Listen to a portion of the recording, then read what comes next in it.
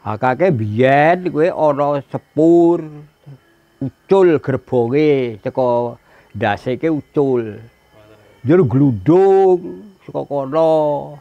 Njur glewang nang kono kuwi. Kurbane Pak ya kurbane ya akeh. Ya mula kono kuwi akeh do demit akeh do medhite.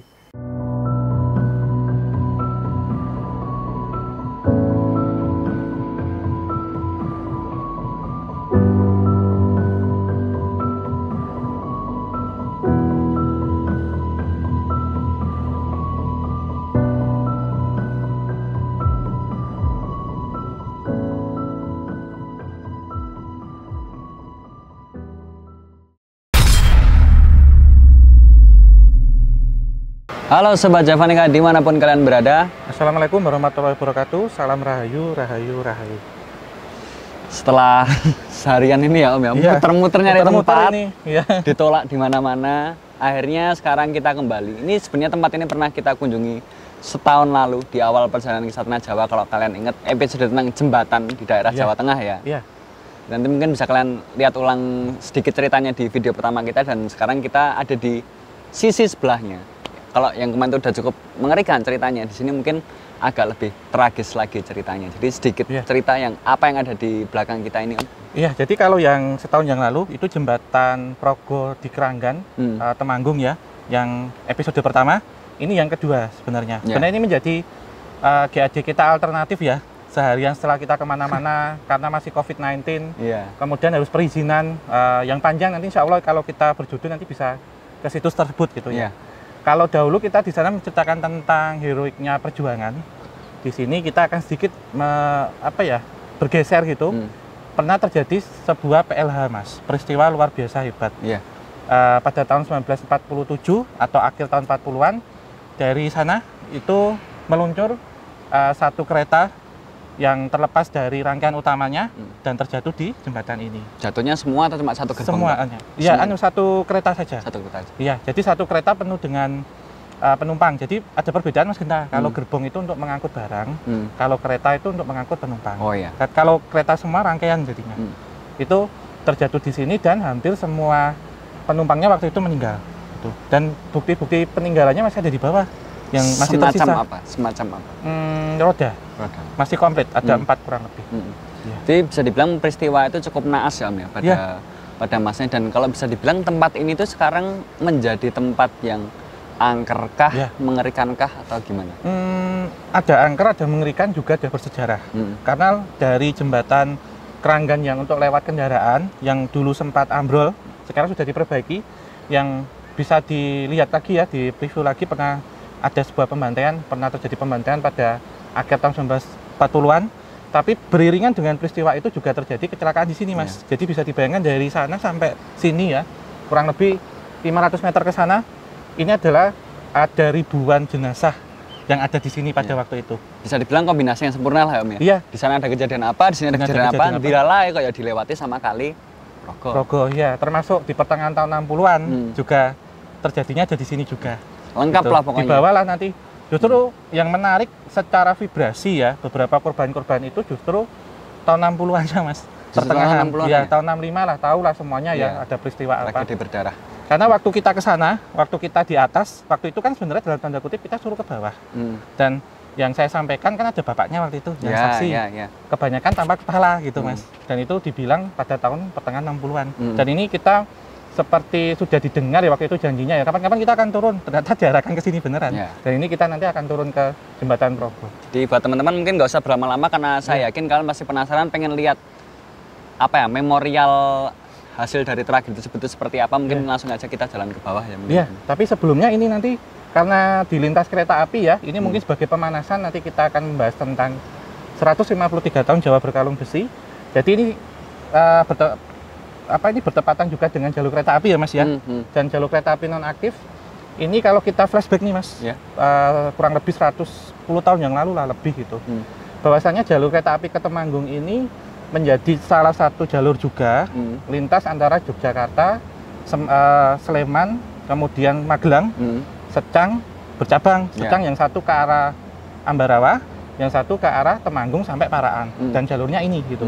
Kalau kita melihat sedikit ceritanya, jalur ini sebenarnya dibuka di awal Januari pada tahun 1907, tetapi karena ada modernisasi, revolusi transportasi, pada tahun 1973, sejak roda karet itu lebih marak, jalur ini ditutup oleh pemerintah. Pada ini udah jalur mati ya ini? Ya, tahun 1973, waktu eranya PJKA waktu itu.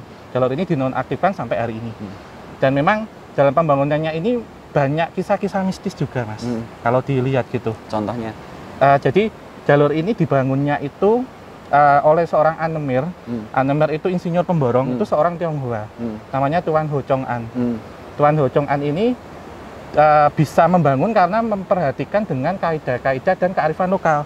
Karena ada mitos-mitos di sini yang jalur ini akan melingkar-lingkar, Mas, yang seharusnya lurus karena melintasi pohon besar, kemudian melintasi batu besar itu oleh beliau tidak akan disingkirkan, tapi justru oleh pemborong ini dihindarkan gitu. Jadi tidak banyak menelan menggunakan dalam tanda kutip tumbal gitu waktu itu. Dan proyek pembangunannya dari Magelang sampai dengan Secang itu selesai 1903, kemudian lanjut sampai Ambarawa 1905 dan di sini 1907 itu hampir menelan dana sekitar 350.000 gulden waktu itu. Nah, sekitar tinggi. Berapa ya itu ya? Kalau di rupiah? Ya, hampir M kan sekarang, M lebih, hampir 5 miliar lah waktu itu gitu. Dan salah satu mitos yang berkembang di sini adalah tentang kucing Condromowo, Mas. Nah, itu apa tuh? Apa nanti di bawah aja lah ya? Di bawah saja ya. Tapi ini Om, satu pertanyaan, aku punya satu pertanyaan. Berhubung ini jalur keretanya kan udah nggak aktif lagi lah, kenapa sih kok ini beton-betonnya nggak diambilin sama orang-orang zaman sekarang? Kalau dijual kan lumayan juga. Termasuk besinya ini, besi relnya ya. Ini adalah salah satu teknologi metalurgi paling canggih di waktu itu. Dan ini diimpor ya, diimpor langsung datang dari Jerman. Salah satu perusahaannya kan Krupp dari Jerman. Ini langsung, Mas, jadi solid banget besinya ini dan sangat kuat gitu. Ini tipe relnya kan R33. Tipe R33, kemudian untuk lebar gauge-nya waktu itu menggunakan 1067 atau lebar standar sekarang. Tapi 1067 mm. Sebenarnya kalau proyek kereta api itu sebenarnya tuh ide awalnya dari siapa sih, Om? Belanda atau Indonesia? Karena aku berpikir ini adalah mega proyek ya. Iya. Mega proyek paling besar, Mas, waktu itu. Dan nanti akan kita detailkan waktu kita membahas Jawa Berkalung Besi sebenarnya. Tetapi kenapa sih kok kalau kita lihat aset-asetnya masih utuh ya? Masih utuh loh ini. Semuanya ya, walaupun di lingkungan terbuka ya.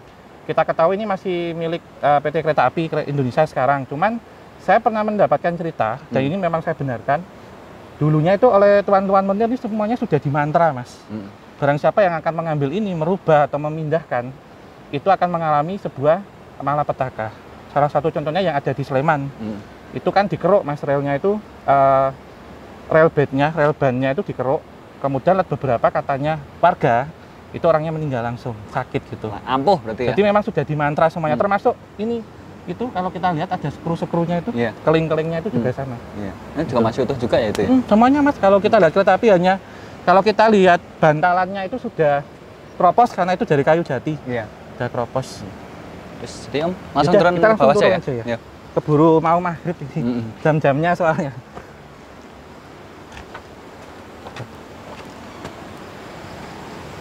Oke, jadi teman-teman semuanya, sekarang kita sudah ada di bawah dari jembatan di mana peristiwa naas waktu itu terjadi ya, Om. Mungkin kalau kalian bisa lihat kan kalian bisa mengilustrasikan kalau nanti Om mau bercerita gitu. Kronologinya emang kayak gimana sih waktu itu? Iya, jadi kalau menyambung yang tadi, Mas ya, jalur ini sebenarnya diprakasai atau dibangun di era kolonial Hindia Belanda pada tahun 1907 oleh perusahaan Netherlands Indisch Spoorweg Maskapai atau perusahaan perkeretaapian Hindia Belanda yang berkantor di Semarang, di Lawang Sewu, Mas. Dan kejadiannya itu setelah Indonesia merdeka. Jadi pas peristiwa-peristiwa agresi pertama dan menjelang agresi kedua. Jadi kejadiannya kan kalau di sana ya, Mas ya, di sini itu ada stasiun Keranggan. Ini keretanya menuju ke arah Temanggung. Tapi nggak aktif ya, stasiun Keranggan nggak aktif lagi ya? Iya, semuanya sudah tidak aktif. Jadi Sobat Javanica perlu ketahui, jadi di Temanggung itu dahulunya memang dihubungkan oleh kereta api, bahkan sampai Paraan. Itu dari Magelang keretanya. Dan saat melintasi ini sebenarnya baik-baik saja keretanya. Jadi keretanya itu lokomotifnya uap, masih lokomotif lama lah, lokomotif uap. Menarik beberapa gerbong CR atau gerbong kayu, Mas. Dan waktu itu sampai sana karena kemungkinan tidak bisa nanjak ya, karena beda kontur tanah. Yang kereta terakhir itu ininya terlepas sambungannya. Ya, sambungannya. Terlepas kemudian meluncur kenceng ke bawah. Jadi menuju ke stasiun Kranggan lagi.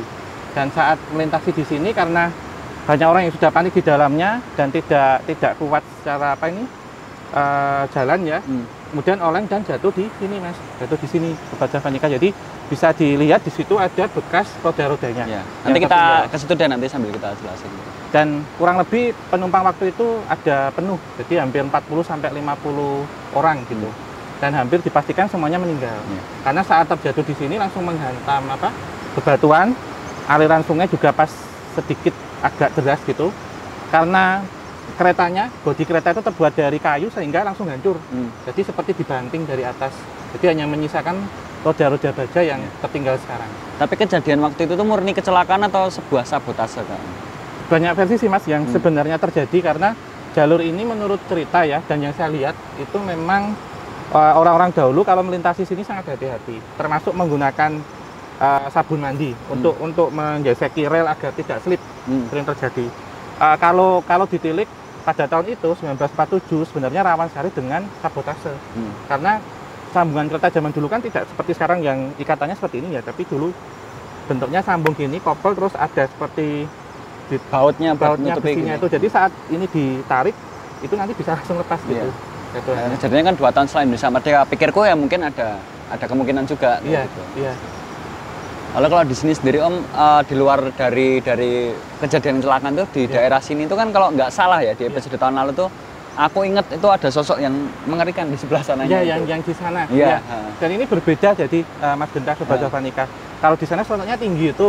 Kalau di sini kalau yang di pondasi ini ya, yang di pondasi sama pilar yang ada di sini, pilar jembatan yang ada di situ, itu kalau dilihat sekarang kayak ada spanduk panjang, itu muter gitu Mas. Tapi atas ada sosoknya, jadi seperti kuntilanak tapi gaungnya itu kayak spanduk panjang. Penunggunya? Gitu. Iya, penunggunya. Dan ini memang sudah ditaruh di situ itu sejak masa pembangunannya. Lokasinya ini memang terkenal angker Mas, unik gitu. Bahkan kalau kita lihat di sana ada pisang juga kan. Oh iya. Pisang. Sesajian lah ya. Iya, modelnya gitu.